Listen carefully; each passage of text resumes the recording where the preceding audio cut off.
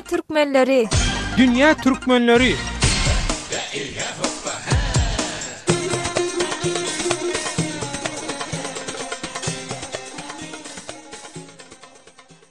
Dünýäniň dürli ýerine ýaran türkmenleriň ökwal pursatlaryň dürli. Azatlyk radiosynyň dünýäniň dürli ýerine ýaşaýan, okaýan we işleýän türkmenler baradaky bu dünýä türkmenleri atly hepdelik dowamly gepleşigini Türkiýeden taýýarlap hem alyp barýan Döwlet Baýhan.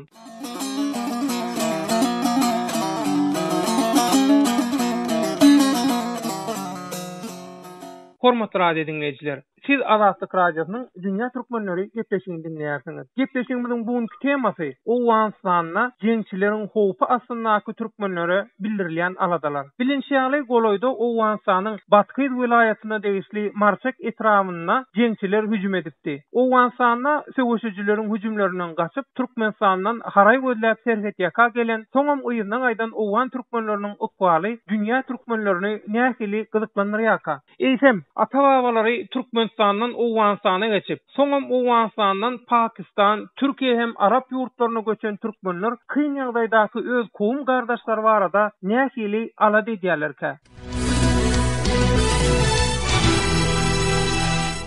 Azatlyk radiosynyň Dünya Türkmenleri gepleşiginde şu we degişli temadaky beýlik sowalara Türkiýanyň Istanbul şäherine ýerleşen Owganstan türkmenleri raýdaşlyk jemgyýetiniň başlygy Döwlet Murat Çary we şol jemgyýetiň dolandyryş geňeşiniň agzalaryndan Imamuly Emir daglar jogap bererler. Söhbetdeşler Döwlet Murat Çary we Imamuly Emir Azatlyk radiosynyň Dünya Türkmenleri gepleşigine hoş geldiňiz. Hoş geldiniz. Söhbetdeşler, hormatly radio dinleýijiler, mehriban doganlar. Gelin söhbetdeşligi geçmänkä ilki bilen Azatlyk radiosynyň Türkmen gullugynyň başlygy Muhammed Tahiryň Türkmenistanyň serhediniň goloýuna gaçyp baran yerli türkmenleriň wekilleri bilen geçiren söhbetdeşliginden bölekler dinleýäliň. Men Marşakdan Hamid bolmaly. Hamid ağa, siz şu wagt nerede? Şu wagt men mana şol mazir bolup çykan komlaryň ýanyna gelip Portofor adam mana şu mazir boldular, ýoklanmada deranyň tarapynda otylar maýda çyýda hemmesi takriban 1000 adam gowrak bady söýüp otyr, hiç ýerden kömek ýeri çärem ýok, bundan söýüp otylar. Mana ýaly bolsa hemmesi baş ýerde ana şulan ýokşu. Daýda salam aleykum. Wa aleykum assalam. Daýda nähili ýagdaýyňyz, günguzaryňyz nähili? Ýagdaýymyz Hudaý sorasyna inim. Ýagdaý ýokny, ýer barny, içer barny, gelinler, çeçeçler, manaklar, zar, manak, o kapyryň götüni dykly otyr. Bir hiç ýerde bir kömek barmy, bir haýry sababat barlar, ýer aýt garyban ýa-da aýtdyň. Dogan jogum gaýrat edim, anladan bir gorkup, 2000 Türkmen har zar bermeder. Bayrak edim dogan jogum bizlere bir kelime goý ahy. Namdan bana çay barbadan ana bir santygynden argasyny göremiz o. Çagalar elip ýatyr, gysyp ýatyr, elip ýatyr. Sorama görseňiz, nefsiň janyňyz agrap, özüňiz aglarsynız. Hudaýa bizlere bir hoş habar berme, kabar çekden Allah diýerim, kabar musulman kelime goý taplyp.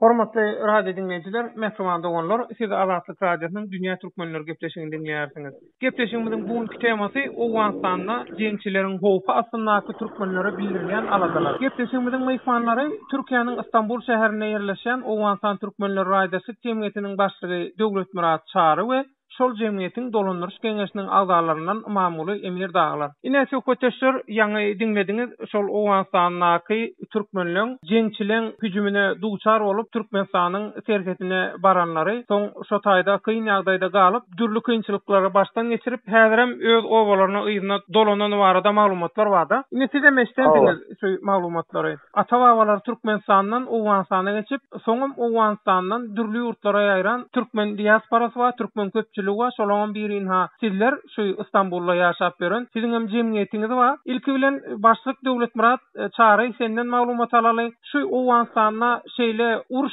kynçylygy aslynda ýaşaýan, kynçylyk görýän, kynçylyk çekýän türkmenlere siz şolarla baglanşyk bilen näme iş alyp barýaňyz? Dünya türkmenlerine bir maglumat berseňiz. Ýanky gepleşigen biller dinledik. Ýene börde biller ýüregimiz pes bolup, üzülüp galdyk. Ýene Türkmenistanyň böldük durany billere ýakan ýok. Öz garyndaşy, öz bir gamdan bolan Türkmenleri şol uruşdan alıp barmadık bu Türkmenistan billeri yaman üzüyor. Hazır mana biller İstanbul'da yaşayan Türkmenler olup şöyle Türkiye'de şeyler seyrediyoruz. Suriye'den uçtan kaçıp gelen 2 milyondan köp insan var. Şolara hani Türkiye'nin hükümeti bakıyor. Olmasa öz kanundan amdal, öz doğan amdal bir insanlık için ya Müslümançılık için Türkmenistan'ın bu etiyonu bolmuyor. İstanbul'da yaşayan Türkmenler olup inşallah şu taydaki yaşayan karındaşlarımızın dertlerine bir yarasına bir melhem çalıp bilsegen rahat biller için boğu bolacak. Döwlet münasara şu mamula vereli söz mawatında. Ha boluyor inşallah. Mamula Emir, ýa-ni döwlet münasara mı etdi jemgyýetiň başlygy şu döwlet yol başçylary ýa-da resmiler bilen görüşüp bir zat etjek bolýar, şolaň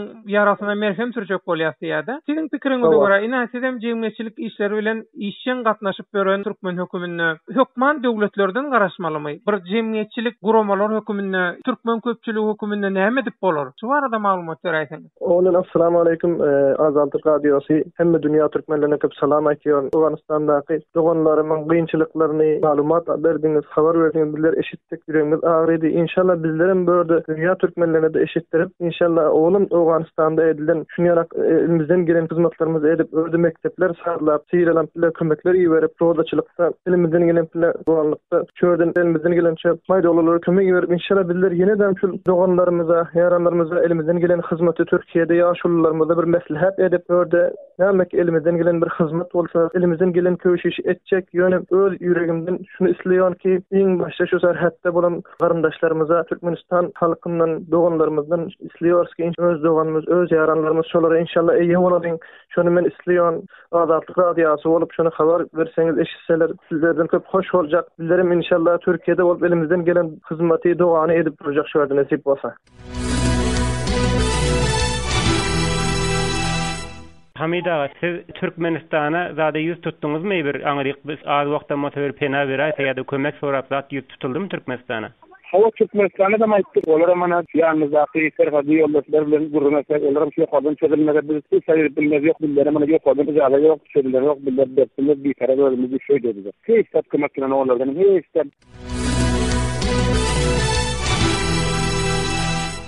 Ini Awganistan Türkmenler raýatdaşlyk jemgyýetiniň başlygy Döwlet Münasara. Şuwat Awganistandaky şol serhetdäki türkmenliň ýagdaýlaryny bilýär. Şolara näme edip bolar, näme edilmeli? Siz näme etsem diýäňiz? Meselem, ýa-ni mamuly Emir aýtdy, beýleki dünýä türkmenlerinden hem kömek sorady, Türkmenistanyň halkyndan hem kömek soradda. Ini siz bir jemgyýet hökümine, ýa-ni mamuly Emir aýtdy, öň Awganistana til bolanyna kömek etdiňiz, aňarda gidip mektepler açdyňyz. Ini şolar bilen bir hatarda edil häzirki döwürde şol çaknyşyk bolup duran ýerine, türkmen owalaryna, şu taýdaky türkmenlere nähil kömek edip bolar, näme etsem diýäňiz, näme planlaryňyz bar?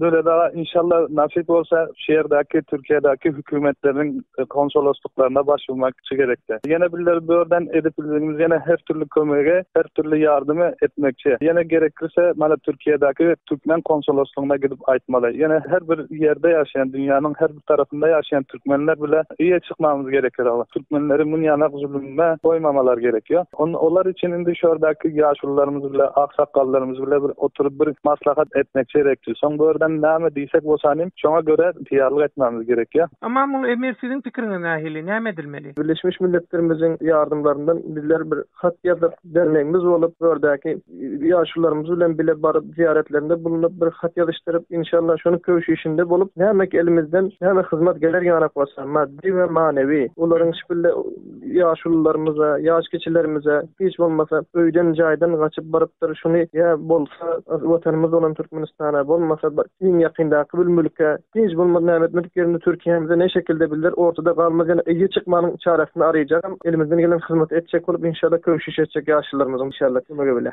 Sag bolun söhbetdeşler, hormatly radio dinleýijiler, Mehriban doganlar, Azatlyk radiosynyň Dünýä Türkmenleri gepleşiginiň bu ünitanyna Awganistanda jeňçileriň howpasyna türkmenlere bildirilýän aradalar diýen tema boýunça Türkiýanyň Istanbul şäherine ýerleşen Awganistan Türkmenleri raýatdaşlyk jemgyýetiniň başlygy Döwlet Münasara we şol jemgyýetiň dolandyryş geňeşiniň agzalaryndan Amamuly Emir daglar bilen geçiren söhbetdeşligimizi dinlediňiz.